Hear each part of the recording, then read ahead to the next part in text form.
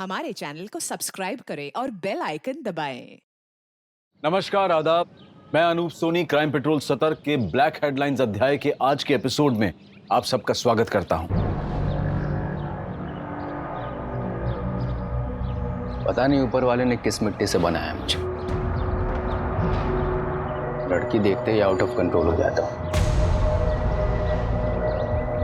अजीब सा फितूर चढ़ने लगता है तन बदन में।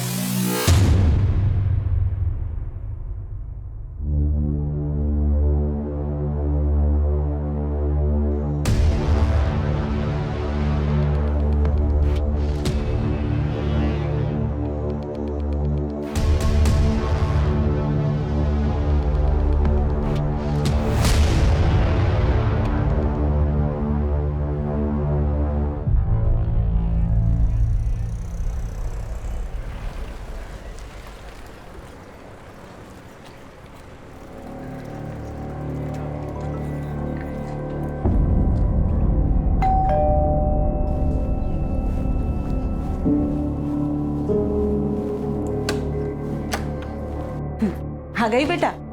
अच्छा जल्दी से फ्रेश हो जा, मैं तेरे लिए खाना लगाती हूँ। नहीं मम्मा, अभी भूख नहीं है। दीप्ति बेटा, क्या हुआ? बहुत परेशान दिख रही है। कुछ नहीं पापा, बस थोड़ा सा थक गई हूँ।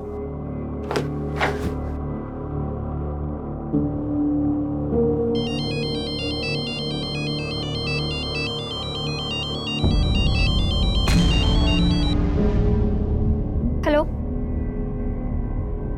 हेलो, अरे तुम कुछ बोल क्यों नहीं रहे हो? देखो, तुम जो कोई भी हो ना, ये हरकतें करना बंद कर दो, वरना बिल्कुल अच्छा नहीं होगा।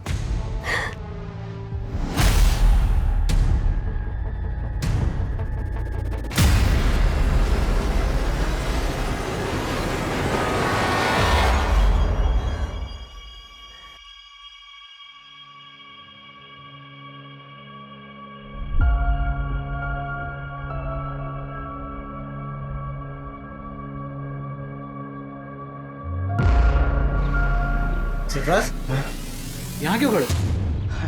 अरे कुछ नहीं भाईजान, बस देख रहा था हमारी बीवियाँ कितना काम करती है, कैसे मशरूफ रहती है काम में। और तुम कहाँ मशरूफ थे? दिन भर से दिखाई नहीं दिए। देखा भाईजान, आपकी बहन एक बार मुझे देख ना लेना तो दिन नहीं कटता इनका। क्यों मिस कर रहे थे हमें? कमाल की जोड़ी है तुम दोनों की। एक साथ होते हो ना तो रौनक आ जाती है। अरे कहाँ भाभी जान, दूर के ढोल सुहाने होते हैं, वरना किस्मत तो अरबाज भाई की अच्छी है जो आप उनके गले का हार बनी। हमारी किस्मत में तो कांटे लगे हैं बस। अच्छा, बहुत चुपती हूँ ना मैं, भी बताती हूँ। आयशा, ये क्या कर रही हो? बहुत चुपती हूँ ना मैं। रुको रुको, अरे आयशा, आयशा, ये क्या कर रही तुम? आयशा, ये बाहर निकलो। सरफराज, बच्चों की तरह। सॉरी भाभी, देखा तेरी मस्ती में भाभी के कपड़े खराब हो गए। तुम्हारे अरे कोई बात नहीं, मैं चेंज करके आती हूँ।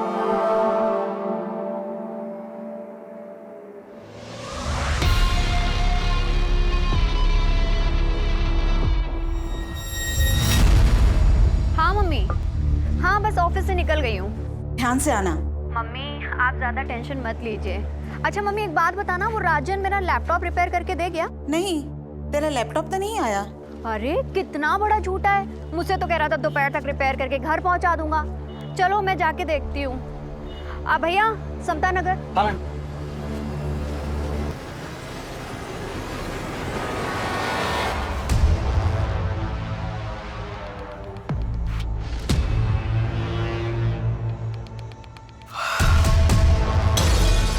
सरफराज, इतनी रात में क्या कर रहा है? कुछ भी नहीं, नींद नहीं आ रही थी तो पुरानी यादें ताजा कर रहा था। पुरानी यादें लैपटॉप में? आयशा, ये क्या कर रही हो तुम? मैं शादी की वीडियो देख रहा था यार अपनी।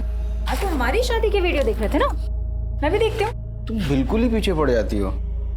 शादी का वीडियो देख रहे थे या किसी की सुहागरात? कुछ भी। हाँ, अच्छा, ये सब बोल के मूड बनाया जा रहा है ना, फैमिली प्लानिंग है ना। छोड़ो सरफराज। जब भी तुम्हारे पास आने की कोशिश करता हूँ तुम दूर कर देती हो मुझे। क्यों? माँ नहीं बनना है या फिर बोर हो गई हो तुम मुझसे? तुम ना एकदम टू मच हो। चलो जल्दी से स्माइल दो। चलिए फिर। और अगर फितरत बुरी हो तो उसके फितूर और भी खौफनाक होते हैं। और ऐसे फितूर में जीने वाले कभी पीछे मुड़कर नहीं देखते, जबकि आगे सिर्फ तबाही होती है। और ऐसी ही तबाही सरफराज का भी इंतजार कर रही थी।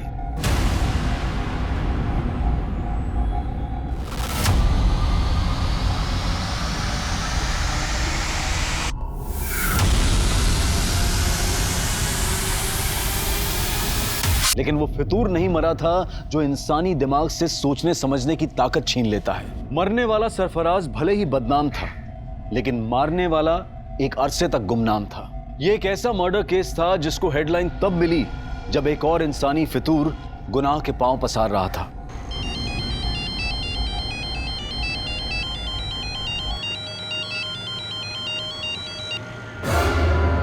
भैया जरा आराम से चलाइए आप।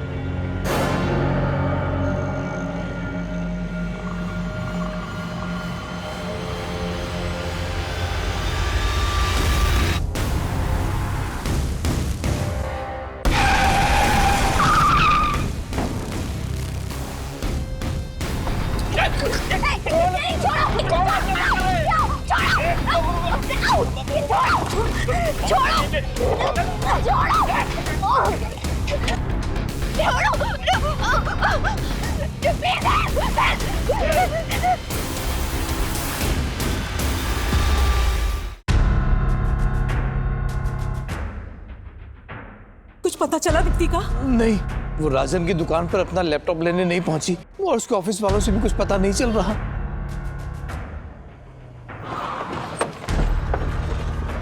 सर मैंने ही फोन किया था आपको।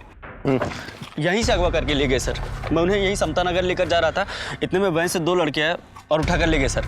उस गाड़ी का नंबर नोट किया जिसमें लड़की को लेके गए? नहीं सर, सब कुछ इतना जल्दी हो गया कुछ समझ में नहीं आया सर। लेकिन सर वैन ब्लू कलर की थी सर।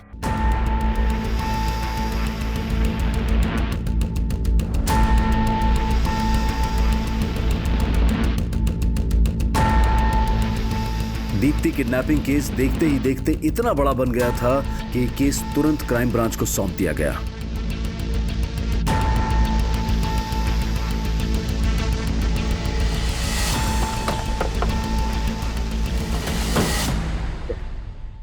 जैन सर। जैन, क्या अपडेट?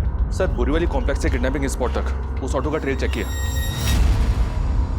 जहां जहां सीसीटीवी मिला वहां उस ऑटो के पीछे वैसी कोई ब्लू वैन नहीं दिखी सर। और जहां किडनैपिंग हुई थी वहां सीसीटीवी नहीं था, इसलिए वैन आगे किस डायरेक्शन में गई इसका ट्रेस भी नहीं मिला। किडनैपिंग हुए 16 घंटे हो गए, पता नहीं इस वक्त लड़की किस हाल में होगी, और तुम कह रहे हो कि कुछ भी ट्रेस नहीं हुआ है? वो वैन जरूर किडनैपिंग स्पॉट से जंगल की तरफ गई होगी, उस डायरेक्शन में चेक किया? जी हाँ सर, वहां पूरी रात पेट्रोलिंग हुई है और उस पैच में कहीं सीसीटीवी नहीं सर, और ज्यादातर स्ट्रीट लाइट्स खराब पड़े। मैं मानता हूँ क्रिमिनल्स इन बातों का फायदा उठाते हैं, लेकिन हम ये एक्सक्यूज नहीं दे सकते। पता है ना मीडिया में कितना बवाल हो रहा है। सर जिस लड़की की किडनैपिंग हुई थी उसकी पहचान पता चल गई है। कल देर रात एक दीप्ति नाम की लड़की की मिसिंग कंप्लेंट फाइल हुई थी और ये दीप्ति उसी एरिया में रहती है जहां से किडनैपिंग हुई थी। सर मैंने ऑटो वाले को इस लड़की की फोटो दिखाई तो उसने कहा कि वही लड़की है जो उसके ऑटो से किडनैप हुई थी।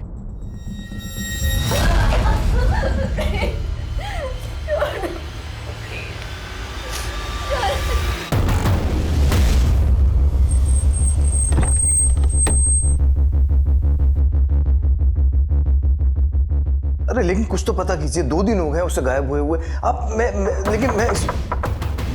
आपको कॉल करता हूँ थोड़ी देर में। क्या दीप्ति किडनैप हुई है? आपको किसी तरह की कोई फरौती का कॉल आया? नहीं सर। किसी पर शक है आपको? सर एक लड़का दीप्ति को काफी दिनों से परेशान कर रहा था। कौन लड़का? पता नहीं सर, लेकिन काफी टाइम से दीप्ति परेशान लग रही थी। कुछ दिन पहले वो फोन पे किसी के साथ झगड़ा कर रही थी, तभी इस बात का पता चला। देखो तुम जो कोई भी हो ना, ये हरकतें करना बंद कर दो, वरना बिल्कुल अच्छा नहीं होगा।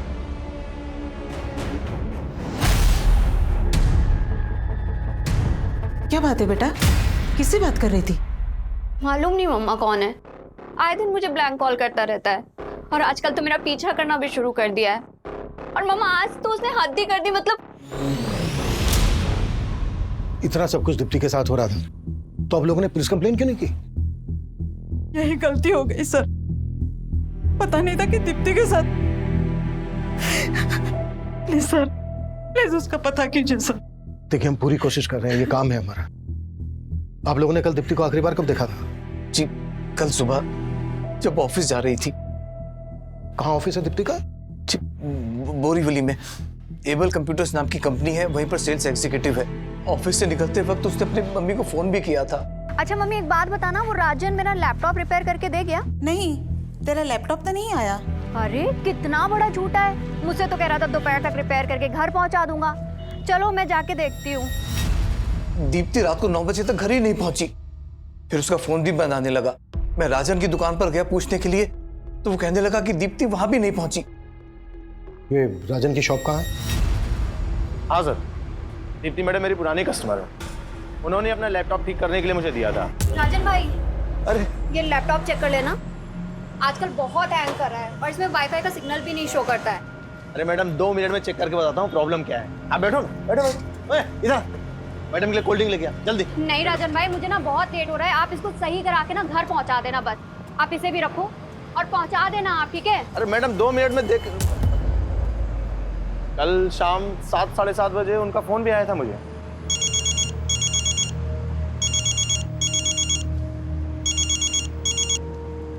दीप्ति मैडम मैं आपको ही फोन करने वाला था।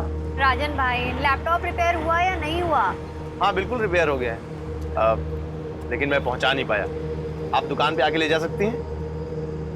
चलो ठीक है, फिर मैं ही आकर ले जाती हूँ। लेकिन फिर वो आई नहीं। रात में उनके पापा आए थे, दीप्ति को लेके काफी परेशान थे। दीप्ति की किडनैपिंग तो यहाँ पास में ही हुई थी, तुम्हें इस बारे में कुछ पता नहीं चला? नहीं सर, मुझे तो आज सुबह ही पता चला इस बारे में। दीप्ति ने इसको बताया था कि वो इसकी शॉप पर आ रही है और किडनैप हो गई। इसकी बैकग्राउंड चेक करो और पता करो कि इससे कनेक्टेड किसी आदमी के पास ब्लू कलर की वैन है क्या जिसमें दीप्ति किडनैप हुई।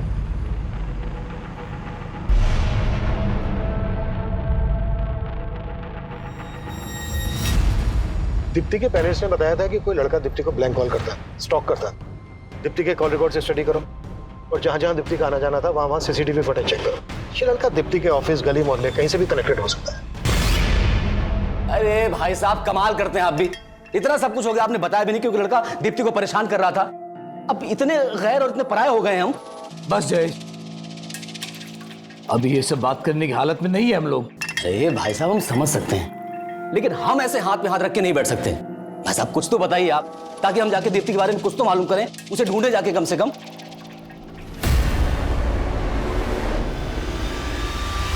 दीप्ति के किडनैपर्स तक पहुंचने के लिए दीप्ति के ऑफिस, घर, मोहल्ले हर जगह पूछताछ की जा रही थी, लेकिन दीप्ति को सही सलामत ढूंढने की पुलिस की कोशिश अब नाकाम हो गई थी।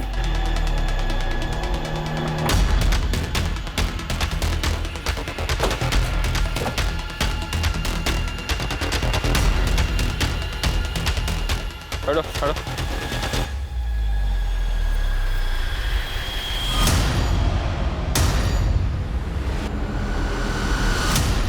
हालत देखकर तो लग रहा है सर इसके साथ रेप भी हुआ है। ये जगह किडनैपिंग लोकेशन से 7-8 किलोमीटर दूर है। आसपास पता करो, शायद किसी से उस ब्लू कलर की वैन के बारे में पता चल जाए जिसमें दीप्ति किडनैप हुई थी। Okay sir.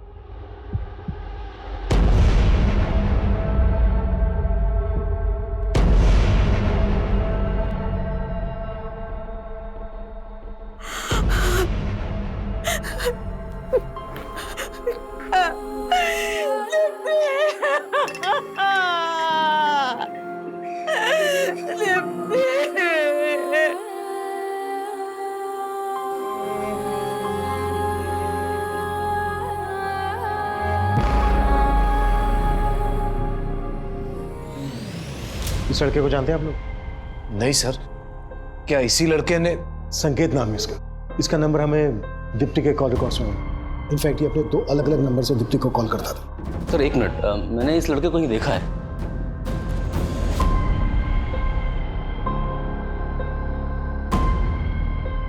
हाँ सर, इस लड़के को मैंने दीप्ति के साथ देखा था। दीप्ति बहुत गुस्से में लग रही थी। जब मैं वहां पहुंचा तो लड़का चला गया वहां से। दीप्ति क्या हुआ? निकलो यहाँ से तुम। कौन था ये? दीप्ति ने तो कुछ नहीं बताया। हो सकता है कि ये वही लड़का हो जो उसको स्टॉक कर रहा था। जब इस लड़के को दीप्ति के साथ देखा था आपने, कब की बात है?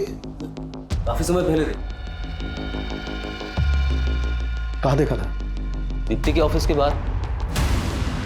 सर मैंने कुछ नहीं किया दीप्ति के साथ, वो मेरी अच्छी दोस्त थी इसलिए फोन करता था उसको। वो भी दो नंबर से स्टॉक करता था उसको, पीछा करता था उसका? नहीं सर, मैं उसको स्टॉक क्यों करूंगा सर, वो मेरी बहुत अच्छी दोस्त थी, बल्कि मैं तो उसके साथ शादी भी करना चाहता था। अच्छा, तो बात यहाँ तक पहुँच गई थी? सर मैं झूठ नहीं बोलूंगा, मैं जिस कंपनी में जॉब करता हूँ उनको दीप्ति की कंपनी कंप्यूटर सप्लाई करती है, इस वजह से हमारी फोन पर बातें होती थी। उसके बाद हम दोनों एक दूसरे को पसंद भी करते थे। ये लो। Thank you. यार दीप्ति, तुम इतनी इंटेलिजेंट हो, MBA भी किया हुआ है तुमने, ये कंपनी में क्यों फंसी हो? तुम्हें तो बहुत अच्छे जॉब ऑफर्स मिल सकते हैं। फंसी नहीं हूँ संकेत, मैं ना बस सही मौके का इंतजार कर रही हूँ। सही मौका मिलते ही मैं सीधा अब्रॉड। सच में? और जॉब के अलावा क्या सोचा है तुमने? मतलब? मुझे नहीं पता कि तुम कैसे रिएक्ट करोगी, but I really like you. क्या तुम भी मुझसे? सर पसंद तो वो भी मुझे करती थी, पर सर दीप्ति शादी करने के लिए तैयार ही नहीं थी। संकेत, मैंने तुम्हें कितनी बार बोला है कि मैं शादी के लिए अभी प्रिपेयर नहीं हूँ। यार दीप्ति, तुम सिर्फ अपने बारे में सोच रही हो, क्या तुम मुझसे प्यार नहीं करती? यार बार बार वही सवाल। मैंने बोल दिया, अब मुझे इस टॉपिक पर कोई बात नहीं करनी है संकेत। सर उसके बाद तो उसने मेरा फोन उठाना ही बंद कर दिया, इसलिए मैंने दूसरा नंबर लिया था और उसको कॉल करता था मैं। हेलो, अरे तुम कुछ बोल क्यों नहीं रहे हो? सर एक दो बार उसने फोन उठाया, लेकिन मैं बात करने की हिम्मत जुटा नहीं पाया, और जब बात करने की कोशिश की तो वो और ज्यादा नाराज हो गई थी। हेलो दीप्ति, कैसी हो तुम? तुम मुझे इतने दिनों से ब्लैंक कॉल कर रहे हो? नहीं दीप्ति, मैं तो बस तुम्हें। बस करो, तुम्हारी फितरत ना मैं बहुत अच्छी तरीके से जानती हूँ, और अब मुझे दोबारा फोन मत करना। सर मैं तो बस उसको एक बार मिलना चाहता था, लेकिन उसका कोई जवाब ही नहीं आया। और जब तेरी ये समझ में आया कि वो तुझे अवॉइड कर रही है तो ये बात तेरे से बर्दाश्त नहीं हुई, इसलिए तूने दीप्ति को किडनैप किया और उसके बाद उसका रेप किया और मर्डर कर दी। सर क्या बात कर रहे हैं आप? मैं सच बोल रहा हूँ, मैंने उसके साथ कुछ भी नहीं किया, मैं कसम खाता हूँ। जब तुमने उस लड़के को दीप्ति से झगड़ते हुए देखा तब मुझे क्यों नहीं बताया? उस दिन तो बड़ी बड़ी बातें कर रहे थे, अब मुझसे ही पूछ रहे हो कि लड़का कौन है? अरे भाई साहब, अगर तब बता देते ना तो बड़ी मुसीबत हो जाती। अच्छा ठीक है, आज बता रहे हैं तो क्या आप सुन रहे हैं? क्या कहना क्या चाहते हो तुम? भाई साहब कहना ये चाह रहे हैं कि आप दीप्ति को अच्छी तरह से जानते थे, वो कैसी थी। अगर तब बोलते ना तो कहते कि मेरी लाइफ में ताक झांक कर रहे हो। देख लिया ना आपने, आप लोगों से कितना छुपाती थी वो। खबरदार जो मेरी बेटी के बारे में कुछ बोला तो वो अब नहीं रही है। और नहीं भाभी जी, मेरे कहने का मतलब ऐसा नहीं था। तुम्हारा सब मतलब समझती हूँ मैं। मुझे ये बताओ कि तुम दीप्ति के ऑफिस के पास क्या करने गए थे? सर दीप्ति की पोस्टमार्टम रिपोर्ट के मुताबिक पहले दीप्ति को ड्रग्स देकर बेहोश किया गया, फिर उसका रेप किया गया। ये तो दीप्ति की लाश देखकर लग ही रहा था। Cause of death suffocation. लेकिन सर किलर यहीं तक नहीं रुका। ये कोई विकृत मानसिकता वाला ही कर सकता है। संकेत ने कुछ बोला? नहीं सर, लेकिन हाँ सर, किलर ने दीप्ति की बॉडी से अपना DNA भी वाइप आउट कर दिया। दीप्ति को दो लोगों ने किडनैप किया था। अगर संकेत दीप्ति की किडनैपिंग में शामिल है तो उसका कोई दूसरा साथी भी होगा। एक काम करो, संकेत को जाने दो और नजर रखो इस पर, और पता करो कि संकेत से कनेक्टेड किसी भी आदमी के पास ब्लू कलर की वैन है क्या। और सर इसके अलावा राजन के बारे में एक बात पता चली है। राजन पे तकरीबन 1 साल पहले एक लड़की ने मोलेस्टेशन का चार्ज लगाया था। केस स्ट्रांग नहीं था इसलिए छूट गया। इसे देखकर ही लग रहा था कि आदमी ठीक नहीं है। लेकिन सर फिलहाल इसके बैकग्राउंड में ऐसा कोई नहीं मिला है जिसके पास कोई ब्लू कलर की वैन हो। एक मिनट। अभिषेक बोलो। सर राजन के बारे में पूछताछ की तो राजन का एक हेल्पर गिरीश सामने आया है, तो उसके पास राजन का एक लैपटॉप भी है। सर ये राजन भाई का लैपटॉप है जिसमें राजन भाई ने वो लड़कियों की गंदी गंदी तस्वीर रखी है सर।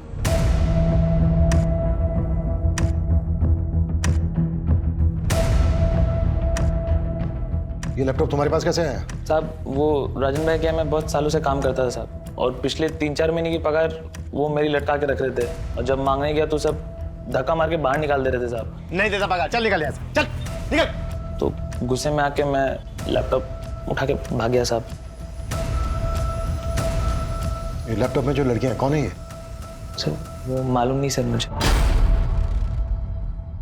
राजन का दीप्ति को लेकर कैसा बिहेवियर था? साहब राजन भाई तो थोड़े अयास हैं साहब, मैंने साहब को बताया था साहब, और दीप्ति मैडम को लेके उनकी नज़र कुछ ठीक नहीं थी साहब।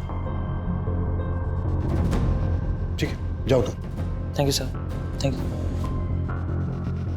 दीप्ति के साथ जिस तरह से रेप किया गया उससे तो यही लगता है कि ऐसी मानसिकता वाला आदमी ऐसा कर सकता है।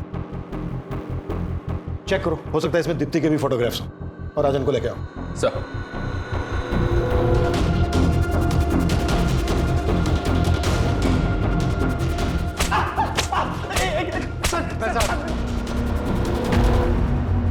दीप्ति ने आखिरी कॉल तुझे किया था, और सीधे सीधे बोल, दीप्ति के रेप और मर्डर में तेरे साथ दूसरा कौन शामिल था? सर मैंने कुछ नहीं किया है, आपको जरूर कोई गलतफहमी हो रही होगी। तेरे लैपटॉप में जो न्यूड पिक्चर्स हैं किन लड़कियों की हैं? मेरे लैपटॉप में? मेरा कौन सा लैपटॉप? अरे वही लैपटॉप जो गिरीश तेरी दुकान से लेके भागा था। हाँ सर, गिरीश मेरी दुकान से लैपटॉप लेकर भागा था, लेकिन सर वो लैपटॉप मेरा नहीं है, वो तो एक लड़का मेरी दुकान पे मुझे बेच के गया था। अच्छा, तो कहानी सोच क्या है? सर मैं सच बोल रहा हूँ, एक दिन एक लड़का उस लैपटॉप को लेकर मेरी दुकान पे आया था और मुझे बेच के गया था।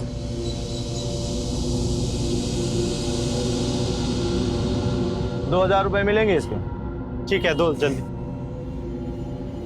सर वो लैपटॉप बेचना चाहता था, मैंने ₹2000 में खरीद लिया। मैंने सोचा था कि इसको ऊंचे दाम में बेच दूंगा, मुझे नहीं पता था कि उस लैपटॉप में वो सब फोटोज हैं। कौन था वो लड़का? मुझे नहीं पता सर, वो तो मैंने पहली बार अपनी दुकान पे देखा उस लड़के को। सर मैं एक इज्जतदार आदमी हूँ। ओ इज्जतदार आदमी, सब पता किया हमने तेरे बारे में। मोलेस्टेशन का चार्ज लगा था तुझ पर। वो तो झूठा आरोप है सर मेरे ऊपर, मैं सच बोल रहा हूँ। ऐसे नहीं उगलेगा ये। उगलवा इस। Top. Sir sir sir sir sir एक मिनट सर।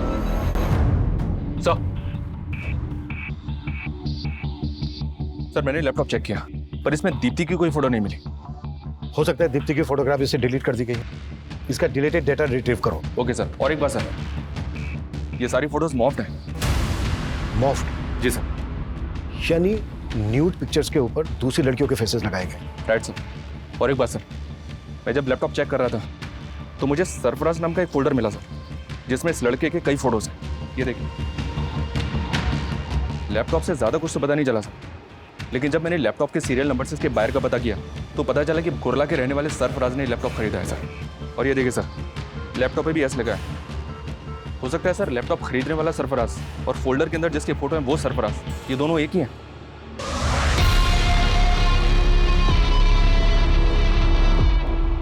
पॉसिबल है। अभिषेक, कुर्ला पुलिस से कांटेक्ट करो और सरफराज को लेकर आओ। सर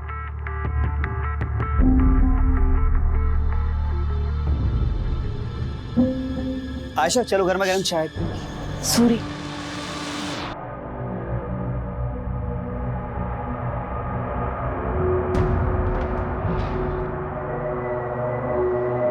आयशा, मैं बहुत दिनों से तुमसे कुछ बात करना चाह रहा था। किस बारे में? माना कि तुम्हारी डिलीवरी में काफ़ी कॉम्प्लिकेशंस थी, लेकिन अब तुम फिट हो और जूही भी 1 साल की हो गई है। आयशा, तुम वही बिजनेस फिर से शुरू क्यों नहीं कर देती जो तुम जुबैदा भाभी के साथ करती थी? नहीं वसीम, अब हालात बहुत बदल गए हैं। मुझे नहीं लगता कि जुबैदा भाभी दोबारा वो काम शुरू करना चाहेंगी। तो तुम क्यों शुरू नहीं कर देती? क्यों? मेरा और जूही का खर्च चलाना मुश्किल हो रहा है क्या? आयशा, मैंने तुम्हारी हर मुश्किल को आसान किया है और तुम मेरे लिए मुश्किल नहीं बन सकती। और जूही, उसका नाम नहीं लिया तुमने? क्यों? वो सरफराज का खून है इसलिए?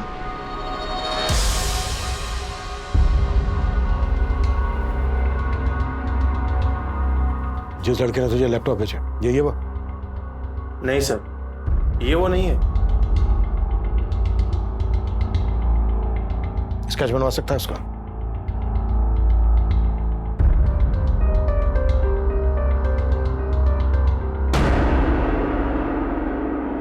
हाँ, वो लड़का कुछ कुछ ऐसा ही दिखता था।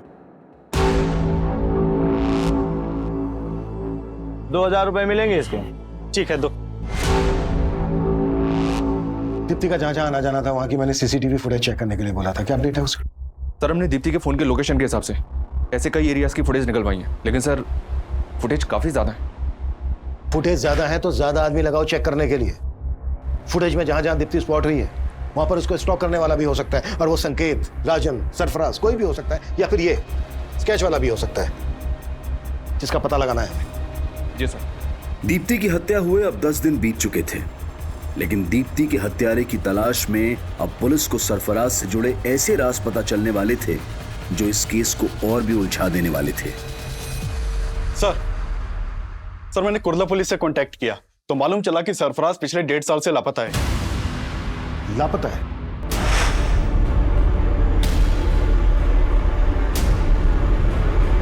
जी सर 1.5 साल पहले सरफराज की मिसिंग कंप्लेंट उसकी बीवी ने दर्ज करवाई थी, लेकिन कुर्ला पुलिस सरफराज के बारे में कुछ पता नहीं लगा पाई और ये केस पिछले 1.5 साल से अनसॉल्व्ड है। 1.5 साल से? ऐसा क्या इस केस में कि पिछले 1.5 साल से सॉल्व नहीं हुआ? सर मैंने ये केस स्टडी किया, इस केस के ऊपर कुछ खास काम नहीं हुआ था, बस इस विलास नाम के आदमी के ऊपर शक जताया गया था क्योंकि इसने सरफराज को आखिरी कॉल किया था, लेकिन सर इसके खिलाफ बाद में कुछ मिला नहीं तो इसे छोड़ना पड़ा। 1.5 साल पहले सरफराज गायब होता है और 1.5 साल के बाद ये लड़का सरफराज का लैपटॉप राजन की दुकान पर बेचता है। दीप्ति राजन को लास्ट कॉल करती है और राजन की दुकान पर जा रही होती है। बीच रास्ते में ही दीप्ति का किडनैप हो जाता है। दीप्ति का रेप और मर्डर केस सरफराज के केस से जरूर ताल्लुक रखता है। सरफराज और इस स्केच वाले लड़के के बारे में पता लगाने के लिए हमें विलास और सरफराज से ताल्लुक रखने वाले सभी लोगों से मिलना पड़ेगा।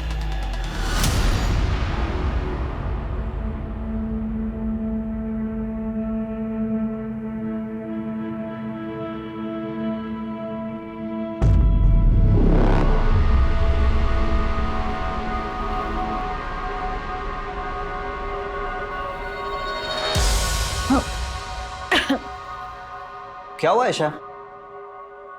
कुछ नहीं।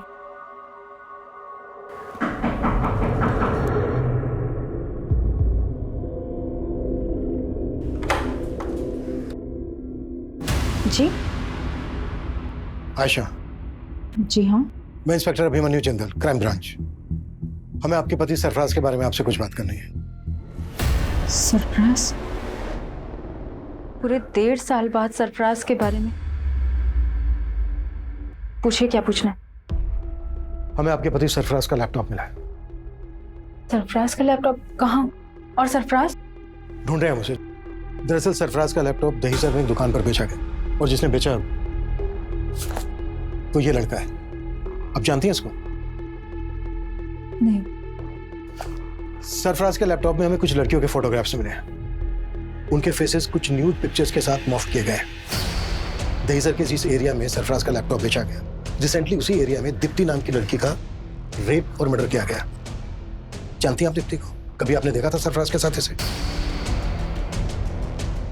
जी नहीं, मैं इस लड़की को नहीं जानती, लेकिन मैं इतना ज़रूर जानती हूँ कि सरफराज के लैपटॉप में बहुत सारी लड़कियों के फोटोग्राफ्स थे, लेकिन मैंने कभी किसी लड़की के न्यूड फोटोग्राफ्स नहीं देखे।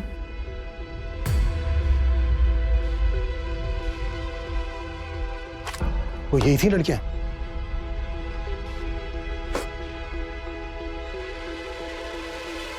नहीं, मैं इनमें से किसी को नहीं जानती, लेकिन हाँ, सरफराज से ज़रूर जानना चाहती थी कि ये लड़कियां कौन थी।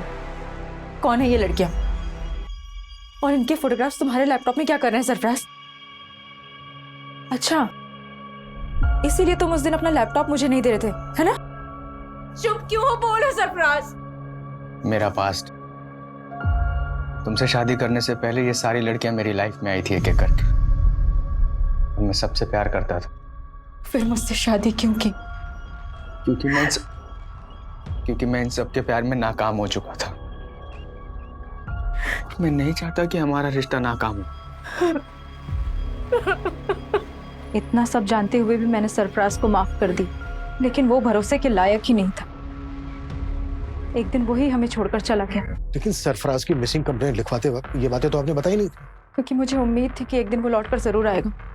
मेरे पेट में उसका बच्चा था, लेकिन ना तो उसे मेरी परवाह थी, ना ही अपने बच्चे की। अगर वसीम ना होते, ना तो आज मैं जिंदा होती, ना ही मेरी बच्ची। वसीम? आप ही वसीम है? जी सर, मैं वसीम, सरफराज का दोस्त। और अब हम पति पत्नी। हाँ सर, आज से 1.5 साल पहले से मैं सरफराज के कांटेक्ट में था सर। वो एक ब्रोकर था और मुझे एक प्लॉट की तलाश थी सर, और इसलिए मैं उससे मिला था। और ये बात सर मैंने कुर्ला पुलिस को भी बताई थी। लेकिन 1.5 साल बाद अब हमें पता चला है कि इस आदमी ने सरफराज का लैपटॉप दहीसर में बेचा था। क्या उस दौरान कभी इस आदमी को सरफराज के साथ देखा था? नहीं सर, सर मुझे ध्यान में नहीं है। शायद कभी देखा होगा सरफराज के साथ में। इसका नाम सरफराज है, ये 1.5 साल से लापता है। क्या इसको जानते हैं आप लोग? कभी दीप्ति के साथ देखा हो इसको?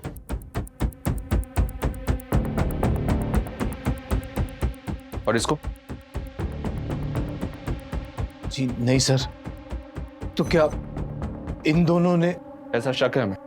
शक करने की वजह तो है, जिस तरह से सरफराज के गायब होते ही आयशा और वसीम ने शादी कर ली, उसे तो यही लगता है कि सरफराज खुद से गायब नहीं हुआ है, बल्कि सरफराज को गायब किया गया। वैसे भी जिस आदमी के लैपटॉप में इतनी सारी लड़कियों की न्यूड पिक्चर्स, वो उन्हें डिलीट किए बिना अपना लैपटॉप क्यों बेचा? इसको ना तो आयशा ने पहचाना और ना ही वसीम ने। कहीं ऐसा तो नहीं है कि ये दोनों इसको जानते हैं लेकिन हमसे सच छुपा रहे हैं? सर मैंने ये स्केच हर जगह सर्कुलेट करवा दिया। इसके साथ साथ हमारी टीम अब ये भी पता लगा रही है कि सरफराज और दीप्ति से जुड़े किसी भी इंसान के पास वो ब्लू वैन तो नहीं जिसमें दीप्ति को किडनैप किया गया।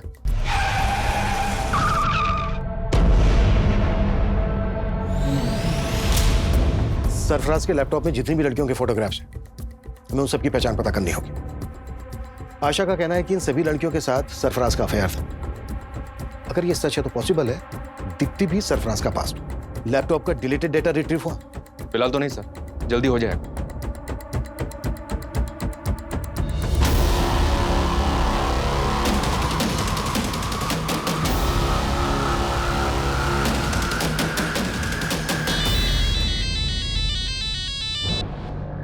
हेलो भाभी जान, कैसी हैं आप? आयशा, तू? लगता है अब तो आपने मेरा नंबर भी डिलीट कर दिया अपने मोबाइल से। अरे नहीं, वो फोन बदल दिया है। बदल तो बहुत कुछ गया है भाभी। जिंदगी हर कदम पे नया मोड़ ले लेती है। आयशा तू ये क्या कह रही है? मैं कुछ समझी नहीं। मुझे तो लगा था आप खुद ही फोन करके बता देंगे, लेकिन कोई बात नहीं, मैं ही पूछ लेती। पुलिस को क्या बताया आपने मेरे बारे में? पुलिस? आयशा, आयशा ये क्या कह रही है तू? क्यों? पुलिस सरफराज के बारे में पूछताछ करने के लिए आपके पास नहीं आई?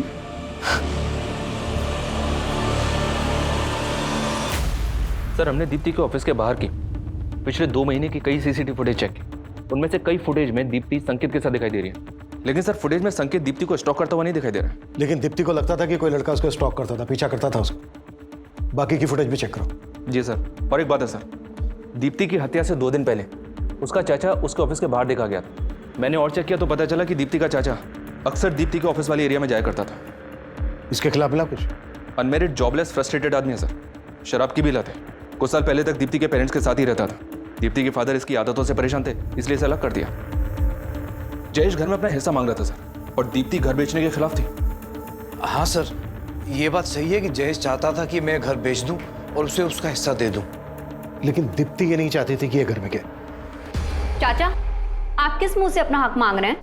दीप्ति, हम दोनों भाइयों के पीछे मुड़ने की जरूरत नहीं है तुझे। क्यों?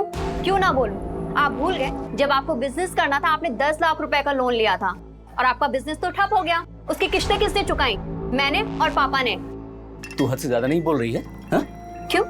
आप भी हद में कहाँ रहते हैं? काम आपको आता नहीं है और नशा आपसे छूटता नहीं है। अपने हद में रह जयेश, वो जो बोल रही है वो सही बोल रही है। तो आपको कभी लगा नहीं कि जयेश ऐसा कुछ? सर, माना कि जयेश से हमारी बनती नहीं है, लेकिन वो ऐसा नहीं कर सकता। ये ऐसा समझ सकते हैं सर, लेकिन मुझे किसी पे भरोसा नहीं। मेरी बेटी को किसी दुश्मन से कम नहीं समझता था वो। साहब मुझे मालूम था भाभी जी मुझे बख्शेंगे नहीं, लेकिन मैं इतना गया गुजरा नहीं हूं कि अपनी भतीजी के साथ ये सब। तो फिर उसके ऑफिस के पास क्यों मंडराता था? दीप्ति की हत्या से 2 दिन पहले भी तू वहां देखा गया, क्यों गया था? मैं तो बस उससे मिलके बताना चाह रहा था कि मुझे मेरा हिस्सा मिल जाए और वो रास्ते में ना आए। काम नहीं है साहब, पैसा नहीं है। काम नहीं है, पैसा नहीं है, लेकिन तेरा दोस्त उमेश तो तुझे पैसे दे रहा था ना, कर्जा दे रहा था ना तुझे, और रोज पे रोज तुझे दारू भी पिला रहा था। कहीं ऐसा तो नहीं है कि उसको खुश करने के लिए तूने दीप्ति को? पैसा कुछ नहीं है साहब, मैं सच कह रहा हूँ। जो भी है वो तो तेरा दोस्त उगल देगा, और तू भी।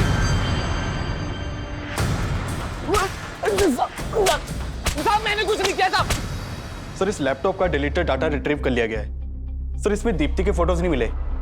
ये देखिए, एक दूसरी लड़की के न्यूड फोटोज मिले।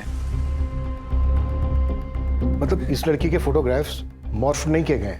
नहीं सर, ये फोटोज मॉर्फ नहीं किए गए, बल्कि ओरिजिनली ऐसे ही खींचे गए हैं।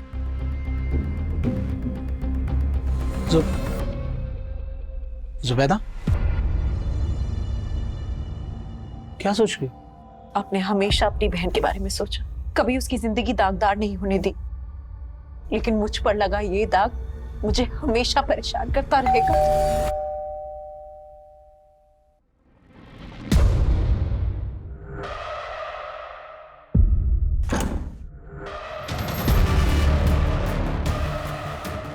एक दूसरी लड़की के न्यूड फोटोज मिले हैं। मतलब इस लड़की के फोटोग्राफ्स मॉर्फ नहीं किए गए?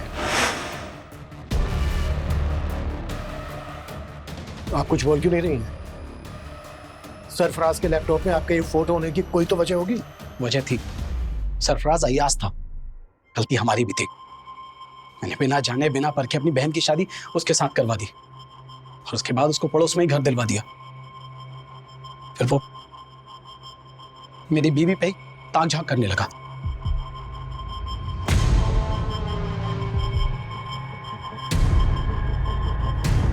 मुझे कभी भी उसकी नीयत पर शक नहीं हुआ। मैं और आयशा तो मिलकर एक साथ अच्छे से काम कर रहे थे, काम बढ़ भी रहा था, लेकिन फिर अचानक मुझे माइग्रेन का प्रॉब्लम हो गया। आयशा, मैं नहीं चाहता कि इस काम से जुबैदा को और ज्यादा तकलीफ हो। डॉक्टर ने 2 महीने का हैवी कोर्स दिया है। देखो, इस दवा को खाने से इसको ज्यादा नींद आएगी। तुम बात को समझो। ऐसा करो कि कुछ दिन के लिए काम बंद कर दो। मेरी तबीयत की वजह से हमें कुछ टाइम के लिए हमारा काम बंद करना पड़ा, और एक दिन मैं दवा लेके बस आराम कर रही थी तो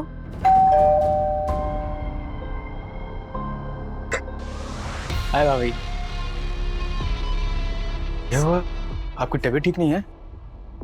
नहीं, वो थोड़ा सर बहुत चकरा रहा था। अरबाज भाई कहाँ हैं?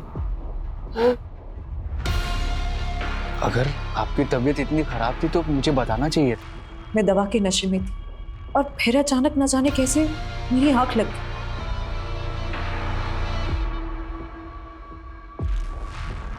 और फिर उसने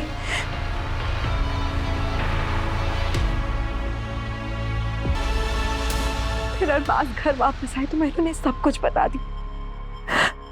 मैं तो उसी वक्त पुलिस के पास जाना चाहती थी, लेकिन इन्होंने मना कर दिया। उसके बाद हम यहाँ मेरे मायके चले आए, लेकिन सरफराज ने उसके बाद मुझे ब्लैकमेल करना शुरू कर दिया। सरफराज, तुम ये सही नहीं कर रहे हो। मैं आयशा को सब कुछ बता दूंगी। तो बता दो, डरता नहीं हूं मैं।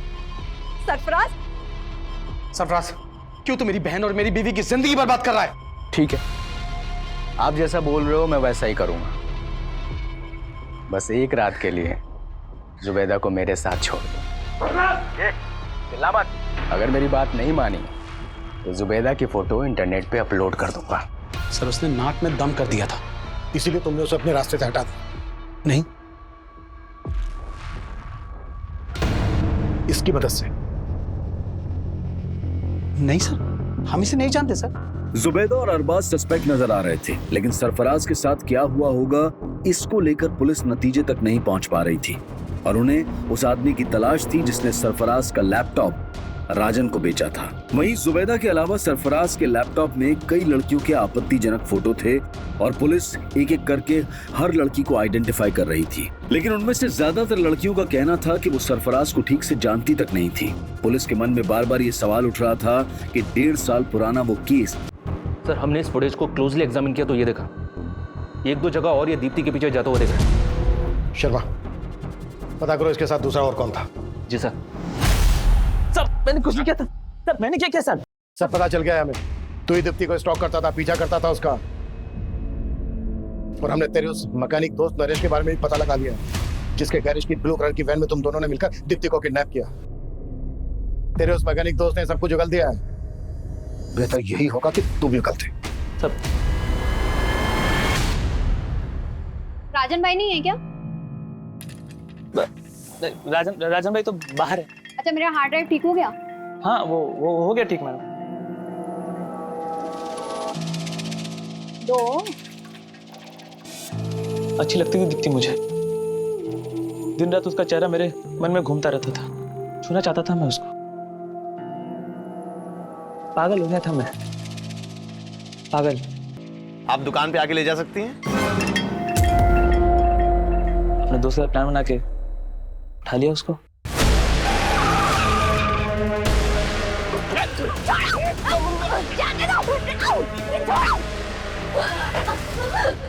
जाने दो मुझे। नहीं डरो मत दीप्ति, मैं हूं। प्यार करता हूँ दीप्ति तुमसे। शादी कर लो मुझसे दीप्ति, शादी कर लो मुझसे।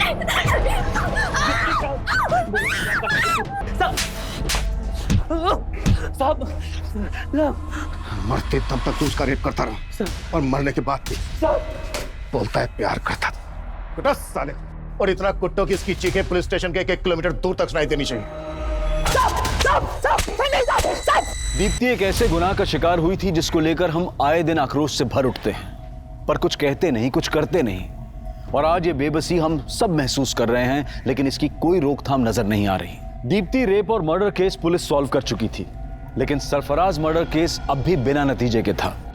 पुलिस अब भी सरफराज को मिसिंग मानकर ढूंढ रही थी, जो कि जुबैदा और कई और लड़कियों का गुनहगार नजर आ रहा था। सर ये स्केच इस शाद नाम के लड़के का है। ये साइन में एक फैक्ट्री में काम करता है और सर 1 महीने से गायब। और सर ये भी पता चला है कि ये शाद इस विलास के टच में भी था। जब 1.5 साल पहले सरफराज गायब हुआ था तो उसे आखिरी कॉल इसी ने किया था।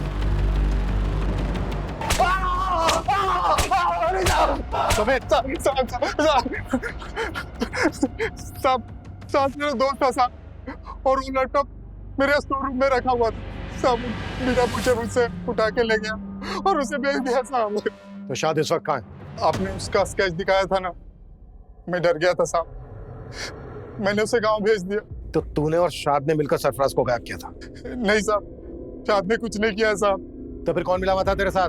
कहाँ है सरफराज, क्या किया उसके साथ?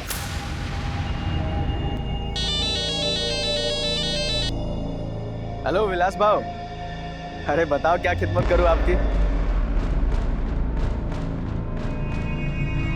अरे बहुत इंतजार कराया आपने। सरफराज ने जब मेरी बेटी जुबैदा के वो गंदी फोटो खींचे तब वो मेरे दामाद के साथ मेरे घर सूरत आ गई। मेरी बेटी की तरह मैं भी चाहता था कि हम पुलिस के पास जाए, मगर मेरा दामाद नहीं माना। अगर हम पुलिस के पास गए तो हमारी बहन की जिंदगी बर्बाद हो जाए। अरे कैसे बातें कर रहे हैं आप? बात समझिए। अब अगर पुलिस के सामने अगर ये बात आई तो हमारी बड़ी बदनामी होगी। अभी पुलिस नहीं, मैं फिर भी खून के घूंट पी के रह गया। लेकिन जब उसने मेरी बेटी की फोटो इंटरनेट पर डालने की धमकी देनी शुरू की तब मैं खुद गया उसे समझाने, उसकी मिन्नतें करने। खुदा से डर बेटा, वो फोटो डिलीट कर दे। अपनी बेटी दे दे, सिर्फ 1 रात के लिए। राज, तू ये सही नहीं कर रहा है, समझा? चले, क्या जो करना कर ले। विलास को तो मैं काफी दिनों से जानता था। बहुत सारा कर्जा लेकर रखा था उसने मुझसे। और तुमने उसको बोला कि अगर वो तुम्हारा साथ देगा तो तुम उसका सारा कर्जा माफ कर दोगे। मैंने जो भी किया अपनी बेटी के आबरू बचाने के लिए किया, और मुझे उसका जरा भी अफसोस नहीं है। जुबैदा के पिता यूसुफ ने कहा कि उसे अपने किए का कोई पछतावा नहीं है। और हमारे समाज और हमारे आसपास शायद ऐसे कई लोग होंगे जो शायद ये सोचते होंगे कि सिर्फ सरफराज ही क्यों, अगर दीप्ति के गुनहगार गिरीश का भी सरफराज जैसा ही अंजाम होता तो शायद गलत नहीं होता। हाल ही में हमारे देश में ऐसा बहुत कुछ हुआ जहां महिलाओं के साथ गलत करने वालों को सूली या गोली, किसी भी तरह से इंसाफ दिलाने की मांग उठ रही थी। लेकिन इंसाफ के मामलों में जज्बात और फितूर से नहीं, बल्कि कानूनी प्रक्रिया से ही फैसलों तक पहुंचना चाहिए। अगर जुबैदा का पति अरबाज पहले से ही पुलिस की मदद लेने का फैसला कर लेता तो जुबैदा के पिता की बेबसी का फितूर उन्हें आज कटघरे में लाकर खड़ा नहीं करता। अब मैं अनूप सोनी आपसे विदा लेता हूं। फिर मुलाकात होगी क्राइम पेट्रोल सतर्क के ब्लैक हेडलाइंस अध्याय में एक और नए केस के साथ। और याद रखें, क्राइम और आपके बीच में सिर्फ इतना फर्क है कि आप कितने सतर्क हैं। सतर्क रहें, सुरक्षित रहें। जय हिंद।